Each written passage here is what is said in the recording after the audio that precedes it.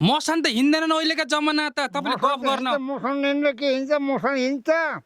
माथिबाट भूत हिँड्छ अब तपाईँ हामीले भनिहाल्नु देखि जस्तो नहुने होइन होला तपाईँ कोही मान्छे हिँडेको देखेर झुक्किन होला होइन मान्छे के हिँड्यो मान्छे हिँड्यो त हामी हिँड्छ कुरा गर्छ बोल्छ बस्छ उम्मन्छ गर ए भूतले के भन्छ तपाईँलाई भूतले के भन्न त उम्मिराख्छ लट्टा पालेर जान्छ जति जान ए भूतसित नि तपाईँको कुरा भयो बा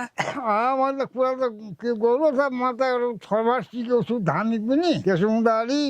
डर लाग्दैन ए भूतसित नि डराउनु न तपाईँ कुन बाटो भूत हिँड्ने भूत हिँड्नु पल्लो बाटो कतिवटा आउँछन् र कोतेर भन्यो त्यसमा त कति हुन्छ कल्ती गर्ने बसी हुन्छ त खुँगु जान्छ खुँगु आउँछ होइन होला गफ गर्न के को गफ गर्ने हो कति बजे हिँड्छन् त्यो 12-1 बजे हिँड्छ दिउँसोको रातिको ए रातिको